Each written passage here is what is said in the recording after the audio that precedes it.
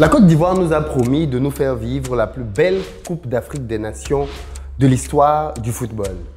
Malheureusement, on est loin du compte. Et dans cette vidéo, on va se parler sans aucune concession du scandale, de la mafia, du trafic derrière la billetterie.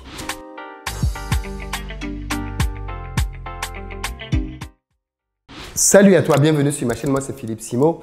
Ici je te parle de business, de développement du continent africain. Donc si tu es nouveau, abonne-toi et partage les vidéos. Pour ceux d'entre vous qui êtes en Côte d'Ivoire ou qui arrivez prochainement à Abidjan, si vous avez besoin d'un véhicule pour vous déplacer, contactez-nous au numéro qui s'affiche. Si en revanche, vous cherchez un espace de travail, sachez que nous avons créé un coworking dans lequel je suis en ce moment pour pouvoir vous permettre de travailler seul, à plusieurs, en réunion, avec une très bonne connexion Internet dans des conditions agréables et calmes. Le numéro est disponible. N'hésitez pas à nous joindre. Et puis enfin, sachez que nous recrutons des commerciaux pour nous permettre d'agrandir notre flotte de chauffeurs Yango. Donc, si vous voulez travailler avec nous, il y a un numéro qui s'affiche. Si vous êtes vous-même déjà chauffeur Yango ou si vous avez des véhicules Yango, sachez que nous pouvons vous faire bénéficier des avantages d'être partenaire, notamment le rechargement automatique qui, bien évidemment, va vous enlever une grosse épine du pied dans ce business. Alors aujourd'hui, je veux aborder une thématique assez sensible. Certains pourraient se demander, mais pourquoi ce n'est que maintenant que je parle de ça? En fait, pour une raison toute simple, je n'étais pas à Abidjan. Malheureusement, j'ai perdu un petit frère à moi le 31 décembre. C'est un moment hyper difficile. Très jeune, il est mort à 33 ans. Et donc, je suis simplement allé pour assister à ses obsèques. Et donc, du coup, tout ce que j'avais fait comme programme pour le début de la CAN a bien évidemment été simplement annulé. Je suis revenu hier nuit avec l'espoir d'aller voir le match de la Côte d'Ivoire aujourd'hui et celui du Cameroun demain. Et je me suis rendu compte à quel point il était difficile d'obtenir un billet. J'ai essayé de creuser pour comprendre pourquoi est-ce si difficile d'obtenir un billet pour aller voir un match de football. Et là, j'ai découvert des choses assez scandaleuses dont je vais vous parler dans cette vidéo. La première chose, c'est que, il faut le dire, la Côte d'Ivoire a mis les petits plats dans les grands afin de nous permettre de vivre une compétition exceptionnelle. Et franchement, moi, je ne suis bien évidemment pas surpris. Je passe une grande partie de l'année en Côte d'Ivoire. Donc, les routes, je les connais. Je pense que la plupart des gens qui sont surpris, ce sont les gens qui viennent de l'extérieur. Mais tous ceux qui vivent en Côte d'Ivoire savent très bien qu'en termes d'infrastructure, le pays devait être prêt. Les stades sont bien, les pelouses tiennent. Alors, il y avait une petite crainte au niveau de l'ambiance parce que la compétition approchant, on n'avait pas le sentiment que la ville était en ébullition. C'est vrai qu'il y a eu quelques mauvaises nouvelles, notamment en ce qui concerne le coût de la vie les précédentes semaines qui a peut-être plombé les choses. Mais maintenant que la compétition a été lancée, bien évidemment, les gens se sont mis là-dedans et la fête du football bat son plein. Mais il y a un mais et un gros mais, ce sont les stades. On ne peut pas vouloir organiser la plus belle compétition de football jamais faite en Afrique avec des stades à moitié pleins. Ce n'est juste pas possible. L'un des gros problèmes que l'on rencontre pendant la Coupe d'Afrique des Nations, c'est le fait que les stades soient permanemment vides. Oui, vous pouvez le voir dans toutes les précédentes Coupes d'Afrique, que ce soit au Gabon, dans tous les pays qui ont reçu les Coupes d'Afrique précédemment. Quand le pays hôte joue, le stade est plein. Mais quand les pays hôtes ne jouent pas, les stades sont à moitié vides, parfois même au 4/5e vide. On a vu des images assez désolantes parfois dans certaines CAN. La Côte d'Ivoire avait promis que les stades seraient pleins. Et à ce niveau-là donc, il y a un vrai problème parce que le remplissage des stades joue pour beaucoup dans la réussite d'une compétition. Quand on voit l'Euro ou les compétitions en Amérique latine ou même en Asie, les stades sont tout le temps pleins. Peu importe qui joue, les stades sont pleins. Et bien évidemment, on était tous impatients de voir comment la Côte d'Ivoire allait relever ce challenge. Il se trouve qu'on a eu une alerte assez importante le jour du match d'ouverture. Le jour du match d'ouverture, le stade n'était pas plein. Le problème, c'est que c'était visible. Parce que parfois, un stade peut ne pas être plein, tu vois, mais tu ne le sens pas parce que les gens sont repartis de manière à peu près équitable. Mais là, on avait des grosses poches dans lesquelles on voyait bien qu'il n'y avait personne. On voyait les couleurs des sièges verts, orange, blanche à certains endroits, démontrant bien que le stade n'était pas plein. Alors bien évidemment, on était plus que la moitié plein, mais le jour de l'ouverture, ma foi, le stade doit être plein à craquer.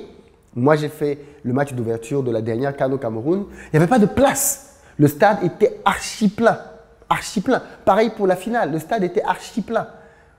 Qu'est-ce qui explique donc que le jour de l'ouverture, le match d'ouverture, c'est l'un des matchs les plus suivis de la compétition. Avec la finale, on ait un spectacle aussi désolant qui soit présenté au reste du monde entier. On a un stade à moitié plein qui soit présenté au reste du monde entier. J'exagère à peine. Pire. Pire sur pire, parce que c'était déjà pire. Hein. Pire sur pire, les matchs d'après ont des difficultés pour pouvoir obtenir des tickets. Quand tu vas voir le match à la télé, tu vois que le match, le stade n'est pas plein. Mais quand tu vas acheter le ticket, on te dit qu'il n'y a plus de tickets. Mais qu'est-ce qui se passe? Bon sang, qu'est-ce qui se passe? Eh bien les amis, c'est ici qu'il faut pouvoir désigner le responsable de tout ce Capharnaüm. Et ce n'est pas la Côte d'Ivoire, c'est la CAF, la Confédération africaine de football, qui pour le coup fait preuve d'un amateurisme rarement vu à ce niveau, qui pour le coup est extrêmement inquiétant de par le niveau de sa compétence. Et je me demande, si c'est comme ça que cette confédération est gérée, alors on peut craindre le pire. Parce qu'en fait, les billets sont la responsabilité de la CAF. La CAN est une compétition qui appartient à la CAF, qu'elle confie à des pays pour co-gérer l'organisation.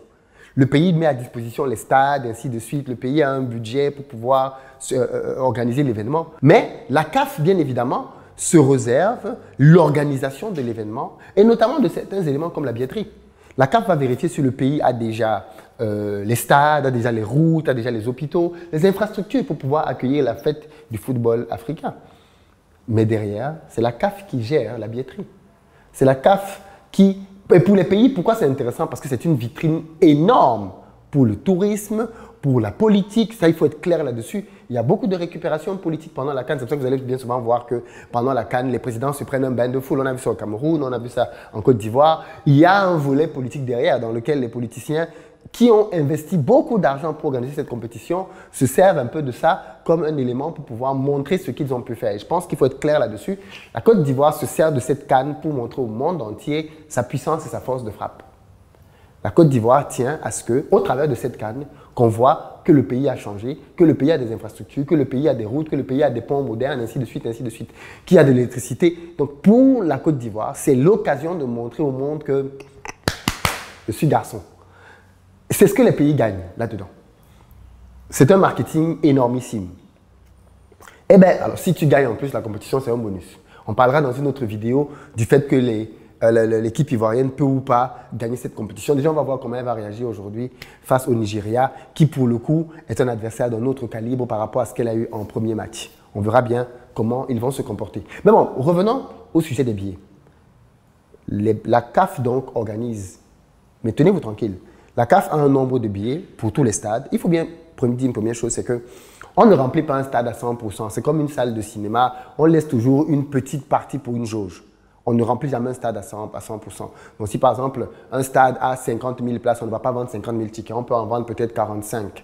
On laisse un certain nombre de places pour plein d'aléas, dans lesquels je ne vais pas entrer dans les détails ici. Donc, on décide donc du nombre de places qu'on va mettre par stade. La CAF derrière sort les billets pour ces places-là et décide de faire une répartition dans la vente. Une partie des billets, elle va la vendre elle-même et une autre partie des billets, elle va les donner à disposition du pays pour que le pays puisse vendre pour la CAF. Il faut bien être clair là-dessus. La CAF a donc maintenant les billets et décide que ces billets, elle ne va pas les vendre. Elle va les donner à ses sponsors. Donc la CAF prend la moitié des billets, 50% des billets. Elle décide que 50% des billets, elle va les distribuer à tous ses partenaires que vous voyez dans les affiches et autres. Elle leur distribue des billets.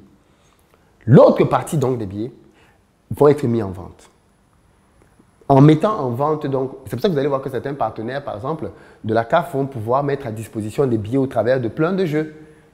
On vous propose un jeu pour ci, un jeu pour ça. Et en contrepartie, on vous donne des billets gratuitement. Vous allez voir des émissions à la radio, à la télé, ainsi de suite, pour avoir des tickets. Ensuite, la partie donc des billets, l'autre partie des billets, les autres 50%, la CAF décide que dans ce cas-ci, elle va les confier en gestion au COCAN, le comité d'organisation de la CAN en Côte d'Ivoire. Et il décide donc que pour commercialiser ces billets-là, une partie de ces billets vont être revendus directement aux particuliers dans différentes préfectures, dans différentes postes, parce que j'ai vu que la poste revient souvent comme un lieu où on peut trouver des billets. Et l'autre partie des billets est vendue en ligne. Et c'est là que la sorcellerie de la CAF va commencer. La CAF nous dit que, c'est incroyable, la CAF nous dit que, alors déjà, ils ont fait une première. Pour la première fois, ils ont voulu innover.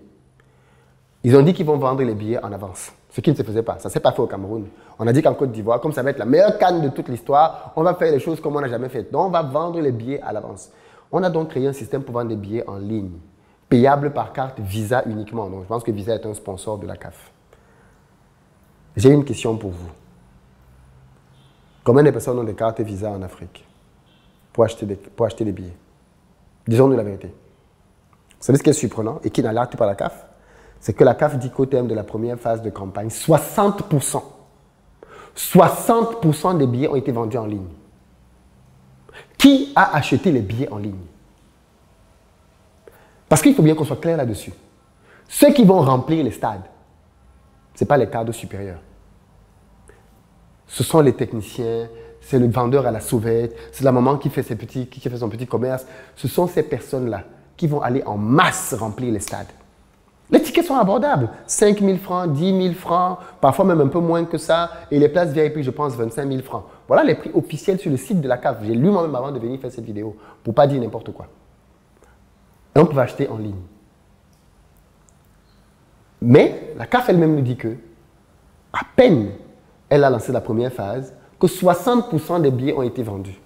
La CAF ne s'intéresse, ne se pose pas la question de savoir, mais qui va être dans les stades? La CAF permet aux gens qui achètent en ligne de pouvoir acheter 6 billets chacun. Ça veut dire que quelqu'un qui a peut-être 4-5 cartes bleues, ce qui est le cas de beaucoup de gens en Europe, il pouvait acheter facile 6 fois 5, 30 billets. Il change de carte. La CAF n'a rien prévu contre ça. Donc tu peux venir et tu achètes des billets tant que tu changes de carte. Tu te retrouves à prendre donc 30 billets ou même plus en fonction du nombre de cartes Visa que tu as. Et les gens ont plusieurs cartes Visa. Compte personnel, compte famille, compte en couple, compte de madame. Rien que les 3 déjà, ça vous donne déjà 6 fois 3, 18. Et déjà, sans compter le fait que tu peux maintenant dire à ton pote, passe-moi ta carte, je te donne les espèces, tu achètes les tickets pour moi. Donc du coup, les gens sont tous dans un niveau dans lequel les gens peuvent acheter autant de billets qu'ils veulent. Et la CAF a le sentiment qu'elle est en train de vendre. Mais elle vend à qui? Qui achète les billets? On sait que le taux de pénétration des cartes bleues dans nos pays est extrêmement faible. On a moins de 10% dans beaucoup de nos pays de la population active qui n'est pas bancarisée.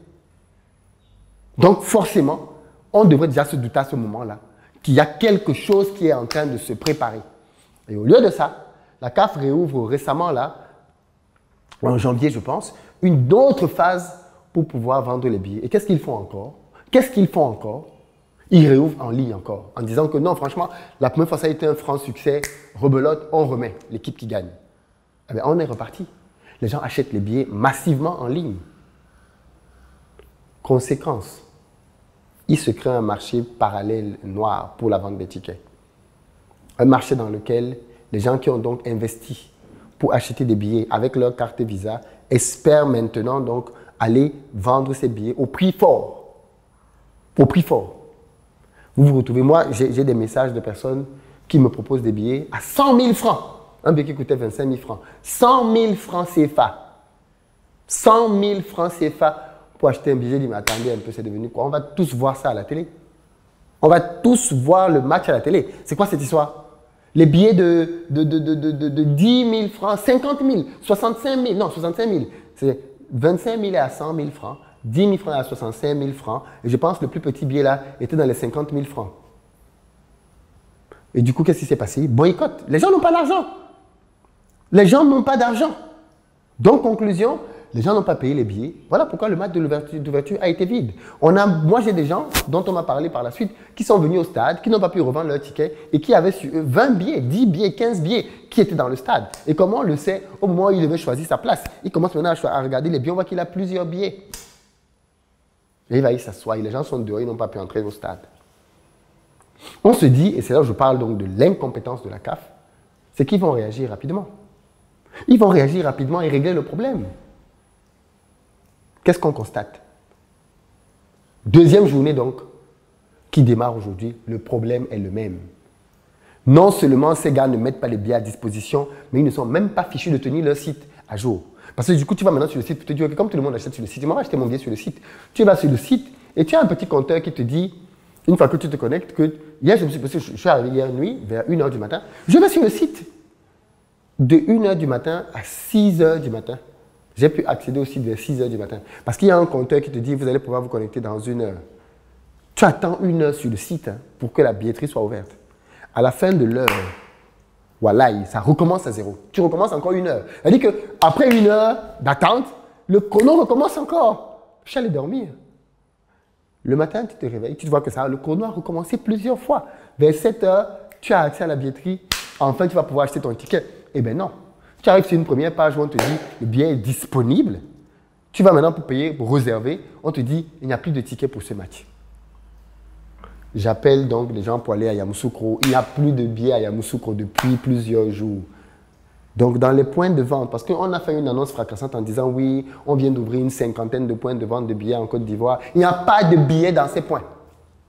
Ce matin, j'ai déployé plusieurs de mes collaborateurs dans plusieurs endroits dès l'ouverture. Il n'y a pas de billets. Il n'y a pas de billets. Il n'y a pas de billets en ligne. Il n'y a pas de billets dans ces espaces-là. Où sont passés les billets? On va voir les matchs aujourd'hui et demain. On va voir les matchs aujourd'hui et demain. Est-ce que les stades seront pleins? Maintenant, on a des revendeurs qui sont maintenant moins gourmands. Oui, on va prendre maintenant le billet de 10 000 à 20 000 et dire, ah, c'est déjà plus... C'est tout la mafia, mais c'est déjà plus compréhensible que de 10 000 à 65 000, que de 25 000 à 100 000.